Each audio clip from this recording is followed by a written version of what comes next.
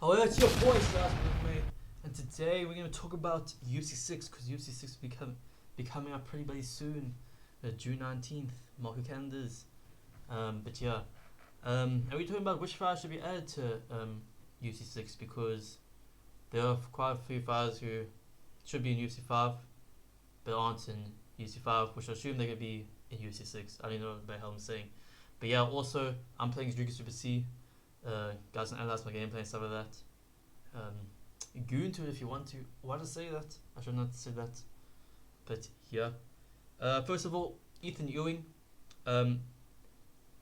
He took a fight against Malcolm Wellmaker like in November last year on like 48 hours notice, knowing who this guy was. Just outboxed Malcolm Wellmaker, who was one of the scariest knockout prospects currently in the UFC at that time.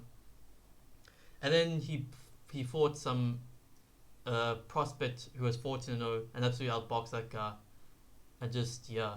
Ethan Ewing's boxing is so good. So apparently, this game, UFC 6 is apparently the striking is going to improve and stuff like that and be way better. I don't know if that means that there's going to be like little movements like parries and shoulder rolls and like certain dodges and like framing and stuff like that. Because that's what Ethan Ewing does. He just does so many little boxing things at an insane level, which the stuff he does in Octagon might not be able to do in UFC 6.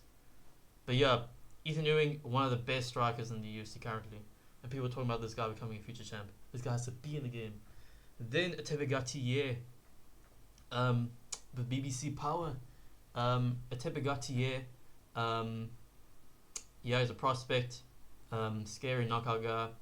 I think I should add him to the game. Kevin Vallejos, one of the best current strikers in the UFC in my opinion, stuff like that. The closest thing to Itaporia, maybe even better than Itaporia in the future. That's not a crazy thing to say in my opinion. Yeah, Kevin Vallejos, one of the current best featherweights in the world. I don't know what ranking he is, but it doesn't matter. We all know this guy he's gonna be fine for the belt one day. And yeah, he has to be in the game, or that is a crime. Then Chris Duncan, recently lost against Ronaldo Moicano of all people. I bet he got knocked out with Driga Super C, man. So I was like, okay, I'm the bloody use Joe Parfa because Joe Parfa beat Adesanya's ass. I was pretty angry at Adesanya, so I was like, okay, I'm gonna use Joe Parfa as Adesanya. Better watch out. But then, yeah, Chris Duncan, he lost to Ronaldo Moicano in the main event recently. Which, how the hell do you bloody lose to Ronaldo Moicano, that bloody hunk? No offense to Ronaldo Moicano, but he looked like he was moving at 0.5 YouTube speed against Benil Dariush. Somehow bloody beats Chris Duncan, bloody prospect's ass. What the hell is wrong with these lightweights not being bloody beat the old men? Doesn't make sense. But yeah, he should be in the game. Maybe some guy can be up in your lightweight bloody career mode. Then Waldo, Cortes, Acosta. Yeah, I thought this guy was a scary prospect in the heavyweight division, but then Josh Hokut bloody came in, and now he looks crap compared to Josh Hokut. But he should be in the game. He's fighting Volkov pretty soon, stuff like that. So if he wins against Volkov, he's definitely getting the game. And he's Dominican, I guess. So end of the game. Then Marcos Acosta, slowly losing his inward pass every single month, but is a crazy good fighter because he kicked some guy in the face. I don't remember his name because I'm very casual. I don't really remember the fight because I'm very casual. But he did get a knockout recently, which is very good. And I think he's like a top 10 featherweight. Yeah. So he should get in the game. Then Ja Herbert. You guys play like, why the hell are you saying Ja Herbert? Well, Ja Herbert beat some guy in Canada recently, and also he fought Itaporia, and was one of the only few guys that is a guy to have hurt Itaporia the most in Octagon. And we need to put respect on Ja Herbert's name and stuff like that because he is a bloody Unk legend who we should bloody respect and stuff like that. And I think we should give him a treat. We should give him a treat and put him in the game. Like, That would be like a nice thing we can say we've done to Joe Herbert in his life. Then Yusuf Zalal. I made this list before his main events against Aljamain Sterling, where he did lose and get kind of dominated, but he's still like a top 15 featherweight, and if he would have won against Aljamain Sterling, he would have definitely been in the game. Then Lona Kavanagh. Bloody hell, Adesanya, stop doing that. Stop hitting me in the face so much. Lona Kavanagh. Yeah. What? I can't speak at the moment. Give me 5 seconds, guys. Yeah, Lona Kavanagh. He beat Bram Moreno recently in quite dominant fashion. And he's a young striker, young prospect. Probably get some great bloody fights with Lona Kavanagh in the future. Maybe Joshua Van, maybe Tyra, maybe in Manal Cap. All that stuff. But fucking hell, Adesanya. These bloody legendary CPUs so bloody hard, man. But yeah, he should be in the game. Jordan Levitt. This is like another guy. This is like a random guy you put in the game so you can build up your career mode, because you can't bloody in your second bloody career mode fight start fighting Mateus Gamrot in lightweight. Rather in your second lightweight fight in your UFC career mode, fight Jordan Levitt or something, and then maybe Mateus Gamrot or something, because like we need like more like low tier fighters and mid tier fighters in the game, I guess, because like to make career mode stuff realistic and stuff. But yeah, also Jordan Levitt can, maybe if he wins he gets a twerk celebration or something. That'd actually be something a few might go into. Malcolm Wellmaker.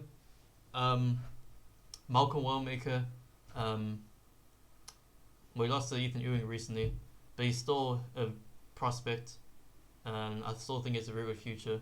I still think he's beat lots of guys in the bantamweight division and stuff like that. So we could add him in the game, stuff like that, especially with the new recent amount of new bantamweight strikers which are coming through.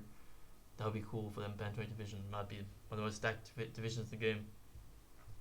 Then Shamil Gaziev, I don't know, man, just add Shamil Gaziev to the game. Then your mother. No, let's add your mother to the game. Maybe if we want to beat up your mother, if we feel like beating up your mother in the game, we can. And also, there's a lack of variety in the heavyweight division and stuff like that.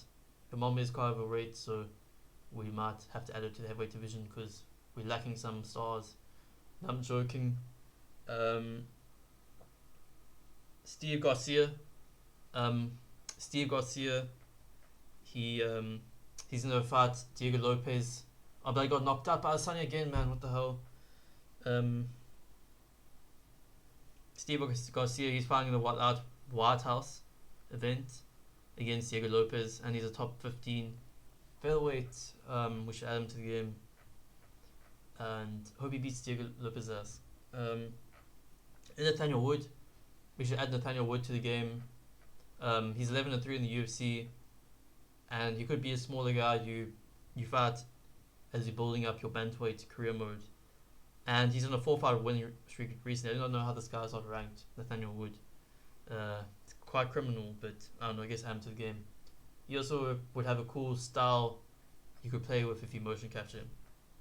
Then Jacob E. Smith, he is a middleweight prospect, and he's looking darn good as a fighter, I'm not gonna lie. He literally, I think he beat Jiraiya, what's the guy's name again? He beat his last opponent. I swear he made him have a seizure, if I remember correctly. If not, then I made a big mistake in saying that. Walter Walker, we're lacking variety in the heavyweight division fighters, I guess. So add him to the game. He's on a 3-fight winning streak. He might become good in the future, or at least probably become at least a top 15, which you can add to the game. If you're doing heavyweight career mode, you can fight Walter Walker on the way up. Then Terrence McKinney. Terrence McKinney would be cool to add in the game. And now Bloody was like, okay, I'm going to do Islam Makhachev versus Ingari, because there's rumors of Islam Makhachev versus Ingari. So I thought I would be like, okay, I'm going to beat Islam Makhachev. But as you guys see at the end, it did not go well for me. this bloody legendary AI is too bloody hard. Terrence McKinney, yeah, we should add Terrence McKinney in the game and stuff like that. Actually, I wouldn't. He's probably not gonna be added to the game. It would be cool to add him to the game because his style is so bloody fun to watch. Gregor Rodriguez, he's like ranked number 12 at middleweight currently at the moment. We should add him to the game as well. Well, he should be in the game and stuff like that, but it's not gonna be the most fun fight to use. And then finally, Mason Jones. Mason Jones is 3-0 in the UFC currently.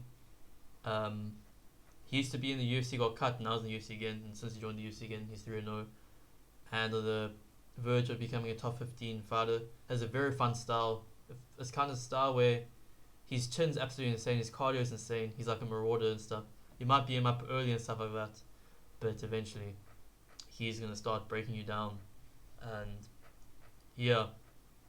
And they say how in UFC 6 that the fighters are going to be, you're going to feel like you're fighting with, for example, Edtapori. When you use Edtapori, you're going to feel like you're fighting with Israel Adesanya using Adesanya. I hope it goes for other fighters, like for example Mason Jones, where he has a style of, he might get beat up early in the fight, but if you use your cardio and chin and recovery is going to help it's going to help you start breaking your opponent down, and as the fight goes longer you have more chance of winning.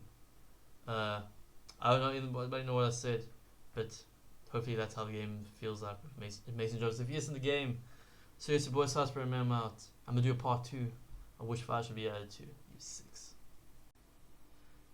And you guys want to see, if you guys are interested in how the fight with Islam Makhachev went, not go good.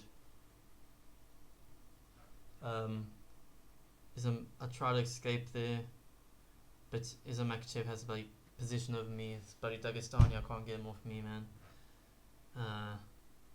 I try to get up. Islam Makhachev's punching me in the face. And I think he beats my ass here, and I'm dead. Oh no.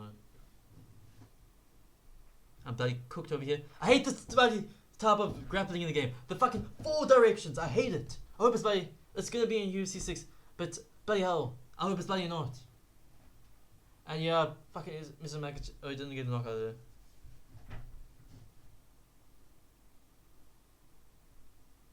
Bruh, Islam Makhachev bloody destroying my ass and I get knocked out, man. Oh my god, yeah.